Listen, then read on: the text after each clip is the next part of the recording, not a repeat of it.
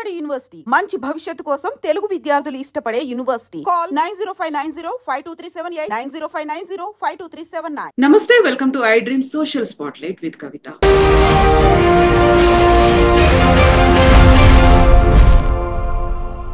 పహల్గామ్ లో దారుణం జరిగింది. కొన్ని ఏళ్ల తర్వాత ఒక రక్తపాతాన్ని చూశారు కశ్మీర్ ప్రజలు. అమాయకమైనటువంటి ప్రాణాలు పోయాయి.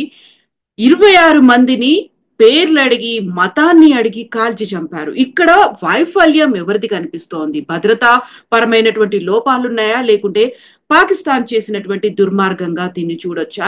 ఎందుకని కశ్మీర్ లోయలో ఇలాంటి రక్తపు పారుతున్నాయి? బోల్డెన్ క్వశ్చన్స్ ఉన్నాయి. మనతో పాటుగా ఉన్నారు లోక్ సత్తా ఫౌండర్ డాక్టర్ జయప్రకాష్ నారాయణ గారు. సార్ నమస్తే. నమస్తే కవిత.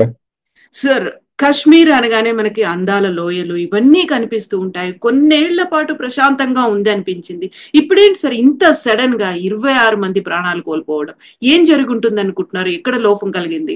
కవిత, మనం 2 విషయాలు ఉగ్రవాదాన్ని గురించి గుర్తుంచుకోవాలి. మొట్టమొదటిది ఎసిమెట్రిక్ వార్ఫేర్. అంటే ఒక దేశంలో కానీ, ఒక నగరంలో కానీ, రాష్ట్రంలో కానీ జీవితాన్ని అల్లకల్లోలం చేయాలంటే పెద్ద యుద్ధం చేయక్కర్లా, వేల మంది సైనికులు అక్కర్లా. కొద్ది మంది ఆయుధాలతో సరైన సమయంలో సరైన రీతిలో అమాయకుల ప్రాణాలు పట్టబెట్టుకోవడానికి కానీ, జనజీవన స్తంభించడానికి కానీ గట్టిగా పూనుకున్నట్టయితే ఆధునిక యుగంలో ఎవరెక్కడైనా చేయొచ్చు. అమెరికా లాంటి దేశం కూడా, చాలా బలమైన దేశాల్లో కూడా, మరి దేశం లోపల కానీ దేశం బయట అమెరికా ప్రయోజనాలు దెబ్బతీసే రీతిలో కానీ ఉగ్రవాదం చర్యలు అడపదడప జరుగుతూనే ఉన్నాయి. ఎందుకంటే మీరు ప్రతి చదరపు గజం స్థలంలో ఒక సైనికుడిని పెట్టలేరు, ప్రతి మనిషి వెనకాల ఒక పోలీసునిగా పెట్టలేరు. అది అసాధ్యం. అలాగే అంతర్జాతీయ సంబంధాల వల్ల, ఇతర దేశాల నుంచి వచ్చే సమాచారం వల్ల మనకు కొంత సమాచారం అందుతుంది. అలాగే మనకి ఎలక్ట్రానిక్ సర్వేలెన్స్ కానీ, లేకపోతే ఎంబెడెడ్ ఇంటెలిజెన్స్ కానీ, ఇతరమైన పద్ధతులు కానీ నిఘా విఘాపాలు ప్రయత్నం చేస్తుంటాయి. కానీ ఇప్పుడు కూడా ఒకవేళ ఏమన్నా నిఘాలో మన మీద దాడి జరిగే అవకాశం తెలిసినా కూడా చూచాయిగా తెలుస్తుంది తప్ప ఎక్కడ ఎప్పుడు స్పష్టంగా ఎప్పుడు తెలియదు. ప్రపంచంలో ఎక్కడైనా తెలియదు. చేత ప్రధాన్ని కూడా మనం వెంటనే గుండెలు బాదుకుని నిఘా విభాగం వైఫల్యం తిట్టడం కాకుండా, ఒకటి ఇప్పుడు దీని మీద ప్రతి చర్యలు ఎట్లా ఉండాలి, అది కూడా మనం ఆవేశంతో ఆగ్రహంతో స్పందించడం కాకుండా చాలా ఆచితూచి మనం అనుకున్న సందర్భంలో, మనం అనుకున్న రీతిలో, మనం అనుకున్న చోట, మన ప్రయోజనాలు కాపాడే రీతిలో, టెర్రరిస్టులు దెబ్బతీసే రీతిలో మనం స్పందించాలి. 2, మనం నెపమానటము, నిందలు వేయటము కాకుండా రాజకీయంగా దేశమంతా ఐక్యంగా ఉన్నది ఈ విషయంలో అన్న విషయాన్ని మనం ప్రస్ఫుటంగా తెలియచెప్పాలి. అంతే తప్ప ప్రధానికి నిఘా విభాగం వైఫల్యం లేకపోతే ప్రభుత్వ వైఫల్యం ఇవన్నీ కూడా అనవసరమైనటువంటి చర్చలు. దేశంలో ఏ పార్టీ ప్రభుత్వంలో ఉన్నా కూడా కొన్ని సందర్భాల్లో పొరపాట్లు చేస్తుండొచ్చు, రాజకీయ వ్యవహారాలు కానీ మరో సందర్భాలు కానీ ఏ ప్రభుత్వం కూడా భారతదేశ చరిత్రలో కావాలని చెప్పిన దేశంలో ఉగ్రవాదాన్ని ప్రోత్సహించలేదు. పొరపాటు జరిగి ఉండొచ్చు. గతంలో ఉదాహరణకు చంద్రన్ వాలే రాజకీయ కారణాల వల్ల ప్రోత్సహించారు. దీర్ఘకాలంగా ఏం జరుగుతుందో ముందు చూపులాగా చివరికి దానికి బలైపోయింది మరి ఈ దేశంలో చాలా మంది ప్రజలు, ఈ దేశ ప్రధానమంత్రి ఇందిరాగాంధీ. అలాగే ఎల్టీటీఈని రాజకీయ ప్రయోజనాల కోసమని ప్రోత్సహించాం మనం. అది పార్టీ రాజకీయంగా పైన కూడా దేశ ప్రయోజనాల కోసం ఉద్దేశంతో రాజీవ్ గాంధీ ప్రోత్సహించారు. చివరికి ఆయన బలైపోయినాడు. దానిలో వ్యూహంలో పొరపాట్లు ఉండొచ్చు, కానీ కావాలని ఏ ప్రభుత్వం, ఏ పార్టీ భారతదేశంలో ఉగ్రవాదాన్ని ప్రోత్సహించదు, నిర్లక్ష్యం చేయదు.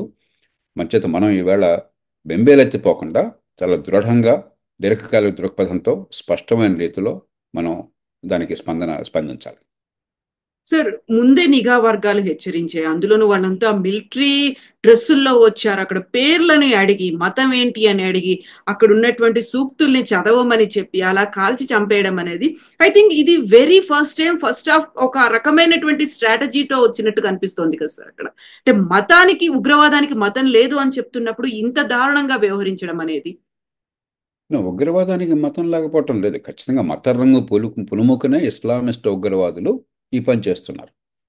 కాబట్టి ఇక్కడ మతం లేకపోవటం లేదు. కాకపోతే మతం ఉగ్రవాదం కాదు.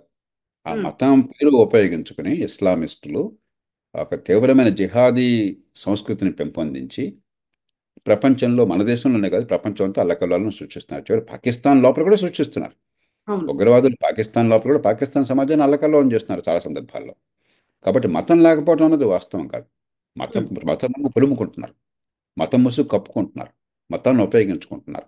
వాళ్ళలో చాలామంది మతమౌఢ్యానికి గురయ్యి మనం గనక ఇలా చేసినట్టయితే స్వర్గానికి పోతామని కొన్ని భ్రమలు, పిచ్చి భ్రమలు నమ్మి, కొందరు మూర్ఖుల మాటలు నమ్మి చేస్తున్నారు. అంచేత మతం అనేది ఉన్నది, కాకపోతే మతం అనేది వికృత రూపంలో ఉన్నది, నిజమైన మతం కాకుండా. ఇక రెండోది, మీరు గతంలో చూసినట్టయితే ఎక్కడైనా ఒక సమాజంలో అల్లకల్లోలం సృష్టించాలని చెప్పంటే సమాజంలో వర్గాల మధ్య విభేదాలను పెంచాలి, వైమనస్యాలను పెంచాలి, ద్వేషాన్ని పెంచాలి. భారతదేశం ఏంటి, ఒక పక్కనేమో సాంప్రదాయంగా ఉన్నటువంటి హైందవ సంస్కృతి, హిందూ మతం అనడానికి లేదు, ఒక మతం కాదు, ఇది ఒక సంస్కృతి, హైందవ సంస్కృతి కొన్ని వేల సంవత్సరాలుగా వస్తున్నది. మరో పక్కన ప్రపంచంలో ఇండోనేషియా తర్వాత అతి ఎక్కువ సంఖ్యలో ముస్లింలు ఉన్నటువంటి దేశం, దాదాపు 12-13% ముస్లింలు ఉన్నటువంటి దేశం. నేను చెప్పినట్టుగా ఇండోనేషియా తర్వాత పాకిస్తాన్ కంటే ఎక్కువ మంది ముస్లింలు ఉన్నటువంటి దేశం, ప్రపంచంలోనే అతి ఎక్కువ ముస్లిం సంఖ్యలో ఉన్నటువంటి దేశాల్లో భారతదేశం ఒకటి. దేశ విభజన మతం పేరుతో జరిగింది. బట్ ఈ నేపథ్యంలో ఏంటంటే మతాన్ని వేరు చేసి మా మతం వాళ్ళందరినీ మేము రక్షించుకుంటున్నాము, మీ మతం వాళ్ళని చంపేస్తున్నామంటే ఇక్కడ మతాల మధ్య సంఘర్షణ వచ్చినట్టయితే దేశంలో మరి ఒక 20-25 కోట్లు ఉన్నటువంటి ముస్లింలు, దాదాపు 15-16 కోట్లు ఉన్నారు బహుశా ముస్లిమ్స్ భారతదేశంలో. 13-14% ఉంటారు, 17-18 కోట్ల మంది ఉండొచ్చు. కాబట్టి ఆ ముస్లింలు మిగతా జనాభాకి మధ్య విరోధాన్ని, ద్వేషాన్ని సృష్టించి హింసను పెంచినట్టయితే వాళ్ళ పబ్బం గడిచిపోతుంది. వాళ్ళకి కావాల్సింది ఈ దేశాన్ని అల్లకల్లోలం చేయటం, ఈ దేశాన్ని విచ్ఛిన్నం చేయటం. అంచేత ఇది కావాలని చెప్పాను. గతంలో కూడా మీరు గమనించినట్టయితే పంజాబ్లో ఆనాడు ఆ ఖలిస్తాన్ ఉగ్రవాదులు కూడా కొన్ని సందర్భాల్లో బస్సుల్లోంచి దింపి మరీ హిందువుల్ని ప్రత్యేకంగా వేరు చేసి చంపేశారు. కాబట్టి మనం వాళ్ళ కుట్రలకు లొంగకూడదు. మనం అదే పనిగా దాన్నే ప్రాజెక్ట్ చేసి ఇది హిందూ ముస్లిం మధ్య సమస్యగా సృష్టించినట్టయితే నష్టపోయేది భారతదేశం. మన వేళ్లతో మన కళ్ళు పొడుచుకున్న వాళ్ళు అవుతాం. కాబట్టి ఇది కావాలన్న వ్యూహాత్మకంగా టెర్రరిస్టులు కానీ, టెర్రరిస్ట్ ముఠాలు కానీ, వాళ్ళ వెనకాల వాళ్ళకి ఊతం ఇచ్చేటువంటి మరి పాకిస్తానీ ప్రభుత్వంలో కొంతమంది భాగం కావచ్చు, లేకపోతే ఇంటర్ సర్వీస్ ఇంటెలిజెన్స్లో భాగం కావచ్చు, పాకిస్తానీ సమాజంలో మరికొందరు భాగం కావచ్చు. ఎక్కడో చోట పాకిస్తాన్ ఎస్టాబ్లిష్మెంట్ పాత్ర ఉన్నదన్న విషయం మనందరికీ తెలుసు మొట్టమొదటి నుంచి కూడా.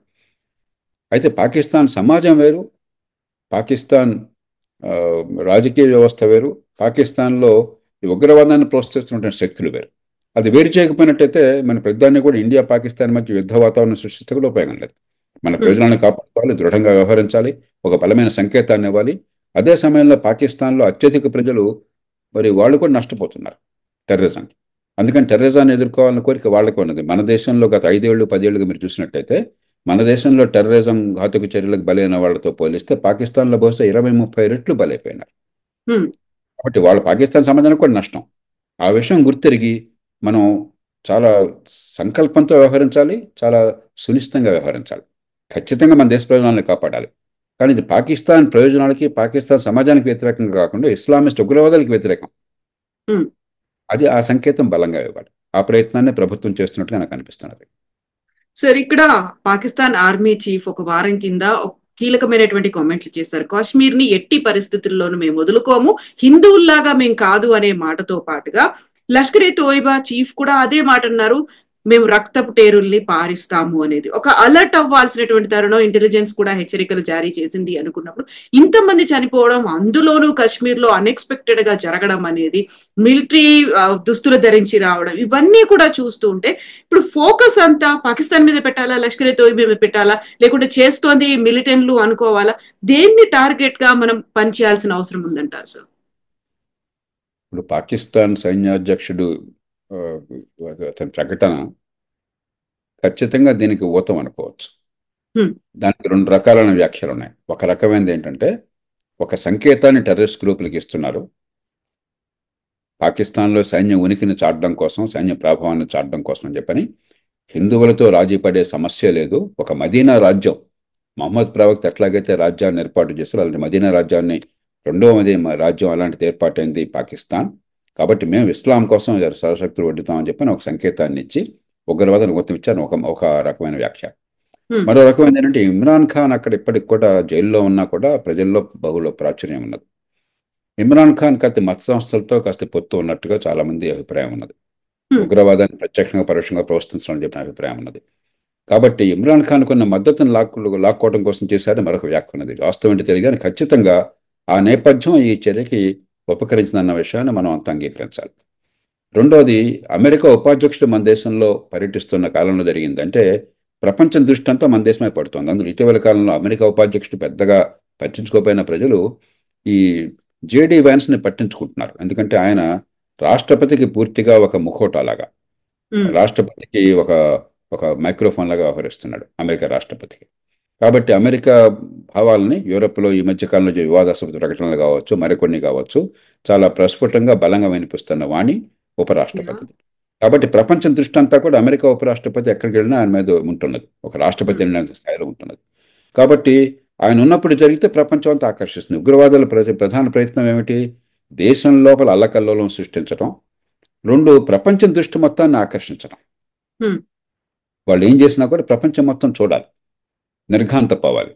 ఇది వాళ్ళు ఏ అంశాన్ని కోరుకుంటున్నారో అది ప్రధానమైన అంశంగా, చర్చాంశంగా రావాలి. కాబట్టి ఈ రెండు వెనకాల దాగున్నట్టు కనిపిస్తున్నది. కాబట్టి ఖచ్చితంగా దీనిలో పాకిస్తాన్ సమాజం మొత్తంలో భాగస్వామ్యం లేకపోయినా కూడా పాకిస్తాన్ సైన్యం కావచ్చు, ఇంటర్ సర్వీసెస్ ఇంటెలిజెన్స్ కావచ్చు, పాకిస్తాన్ ప్రభుత్వంలో కొన్ని వర్గాలు కావచ్చు, నిఘా విభాగం కావచ్చు, వాళ్ళ మద్దతు ఉన్నదన్న విషయం అందరికీ తెలుసు, మన దేశం మీద దాడి చేయడం కోసం చెప్పాను. రెండోది, ఖచ్చితంగా ఆ నేపథ్యంలో ఎలాంటి దాడులు జరిగే అవకాశం ఉందని చెప్పి మనం ఊహిస్తాం. నిఘా విభాగాలు కొంత సమాచారం కూడా అందవచ్చు. కానీ ఇందాక నేను చెప్పాను, నిర్దిష్టంగా ఫలాని చోట, ఫలాని రోజు, ఫలాని రీతిలో అన్నది ఎవరికి తెలియదు. మన దేవుళ్ళం కాదు, ఎవరికి కూడా ఖచ్చితంగా ఇలాంటి పహల్గాంలో ఈ రీతిన ఈ రోజున ఇలా చేస్తారనేది ఎవరు ఊహించలేరు. మనం ఎంత జాగ్రత్త అప్రమత్తంగా ఉన్నా కూడా మరి ప్రతి మనిషికి ఒక సైనికుడిని పెట్టలేం, ప్రతి చోట ఒక పోలీసు అధికారినో పోలీసు సైనికులను పెట్టలేం, ప్రపంచంలో ఏ దేశంలోనూ పెట్టలేరు. చైనా లాంటి దేశంలో ఏమిటంటే అంతర్గతంగా ప్రజలకి ఏ స్వేచ్ఛ లేదు కాబట్టి, ఒక టొటాలిటేరియన్ ప్రభుత్వం, సమాజం మొత్తాన్ని సర్వవ్యాపితమైన ప్రభుత్వం కాబట్టి, మానవ హక్కులన్న సమస్య లేదు కాబట్టి, చట్టబద్ధ పాలన గొడవ లేదు కాబట్టి, చైనా లోపల పూర్తిగా ప్రభుత్వ సరాధికారులపై అవసరమైతే 1000 మందిని ఊచకోతకు వస్తుంది. చైనా అలాంటి జరిగింది అనుకోండి, వాళ్ళకి అనుమానం వచ్చింది అనుకోండి, ఒక 100 మందిని కపాలు చేసి రేపు పొద్దునకల్లా ఉరి తీస్తే కూడా అడిగేవాళ్ళు అక్కడ. మనం ఒక ప్రజాస్వామ్య సమాజంలో ఉన్నాం, ఒక రాజ్యాంగబద్ధమైన సమాజంలో ఉన్నాం, హక్కులను కాపాడే సమాజంలో ఉన్నాం, న్యాయ వ్యవస్థ ఉన్న సమాజంలో ఉన్నాం. కాబట్టి మనకి ఆ న్యాయ వ్యవస్థ పరిధి లోపల, రాజ్యాంగ పరిధి లోపల పనిచేయాలి.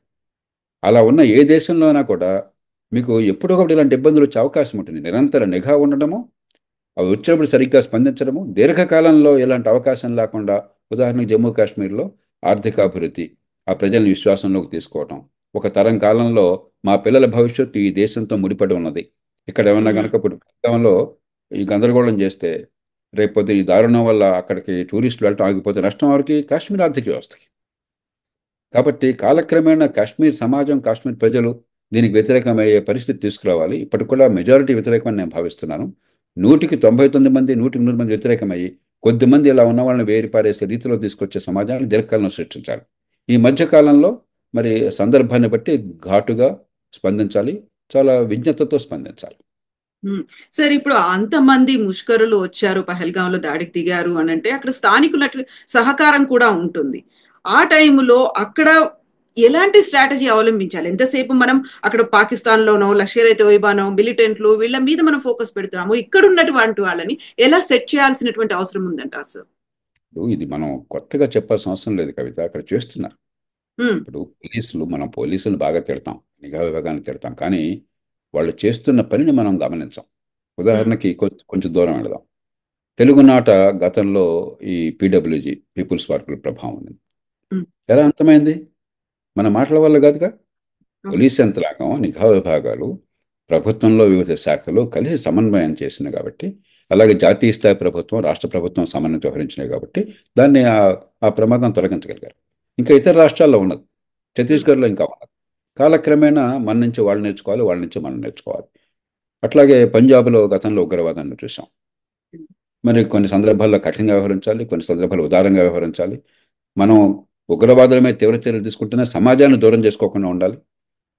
ఆ ప్రయోగాలు జరిగినాయి కాబట్టి చాలా నష్టం జరిగింది. ఒక ప్రధానమంత్రిని కోల్పోయాము మనం. ప్రధానమంత్రి పదవిలో ఉన్న ప్రధానమంత్రి ఇందిరాగాంధీ గారిని 44 అక్టోబర్ 31 కోల్పోయినాము. ఆ తర్వాత ఒక ముఖ్యమంత్రి బీఆర్ సింగ్ని కోల్పోయినాము అక్కడ. కొన్ని సందర్భాల్లో ఎన్నికల్లో 5-10% మంది ఓట్లు వేశారు రాష్ట్రం మొత్తంలో, అయినా కూడా మనం నిబ్బరంగా నిలబడ్డాము. దీర్ఘకాలంలో పంజాబ్లో ఉగ్రవాదం తొలగిపోయింది. అలాగే కాశ్మీర్లో కూడా.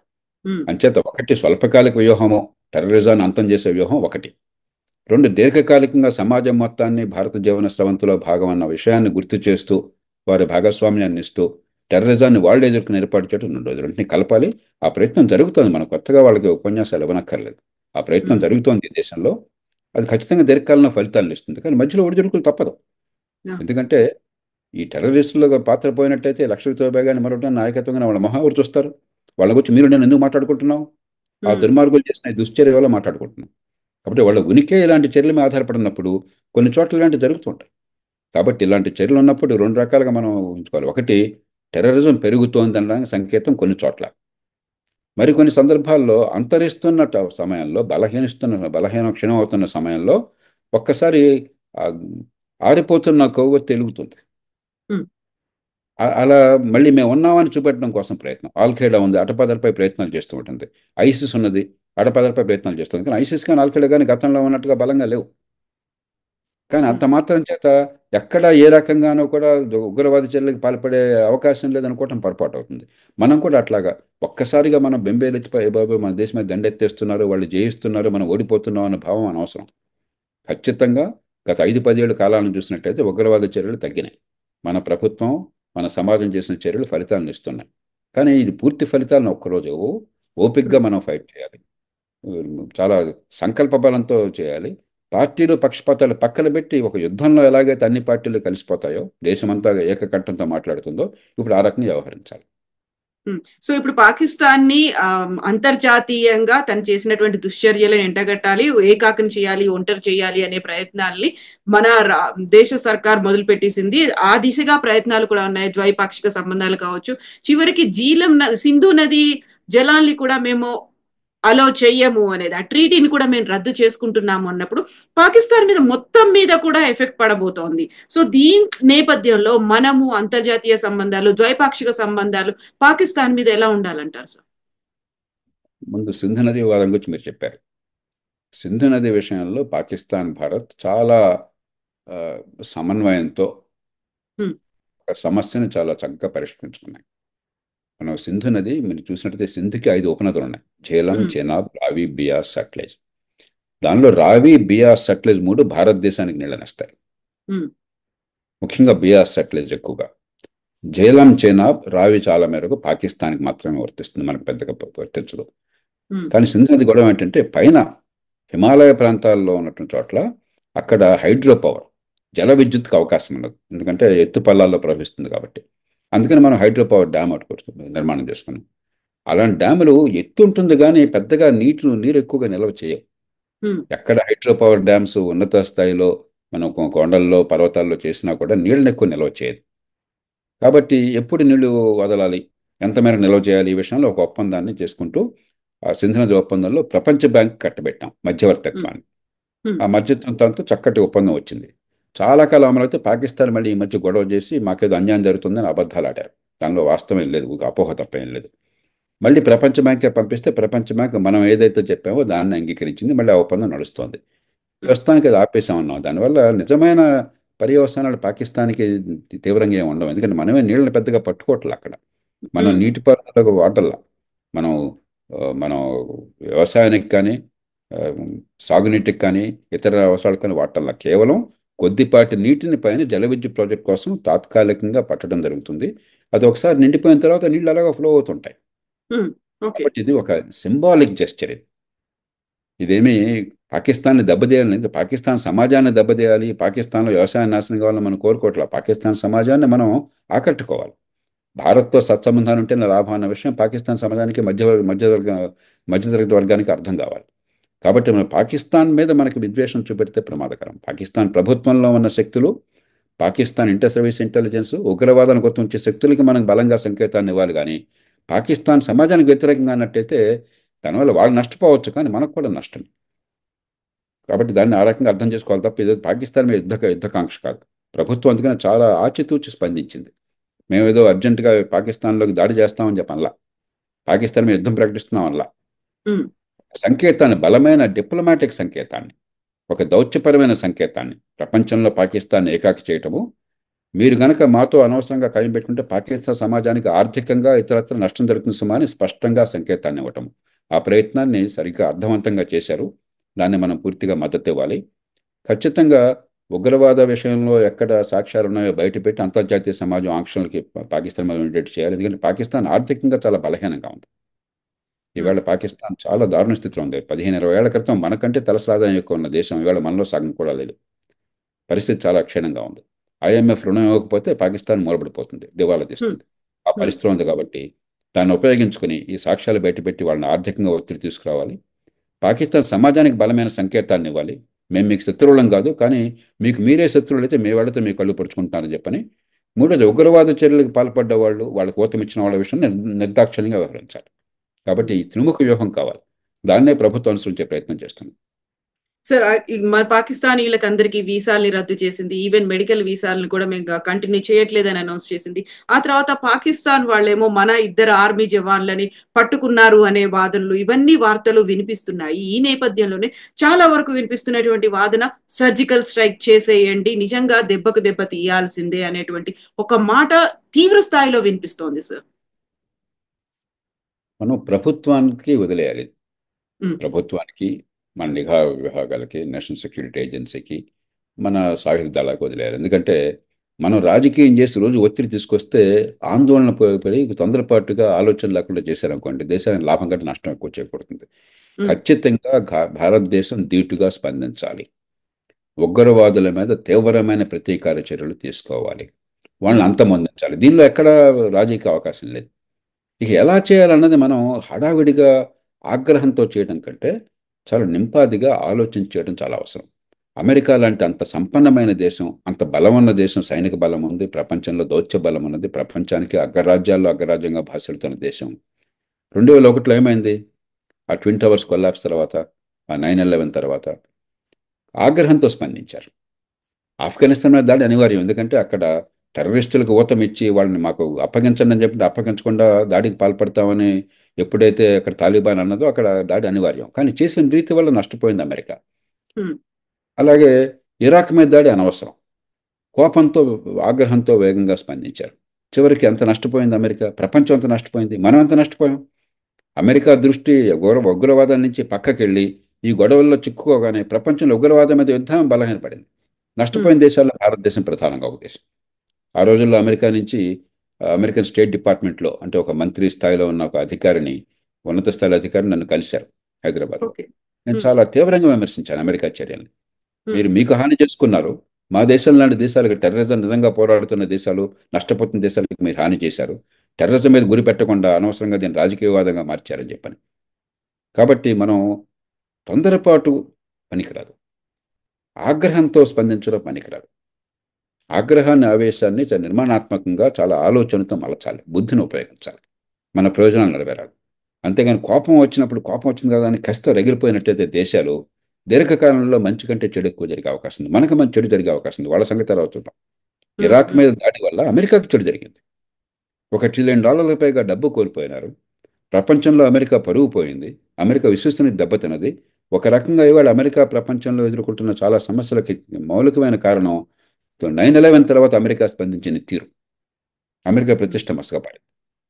కాబట్టి మనం మన దేశ ప్రయోజనాలు, మన సమాజ ప్రయోజనాలు, మన ఆర్థిక వ్యవస్థ ప్రయోజనాలు, దీర్ఘకాలంలో ప్రపంచంలో మన స్థానం, ఈవేళ మనం కాపాడుకునేటువంటిది ఈ మొత్తాన్ని సమన్వయం చేయాలి.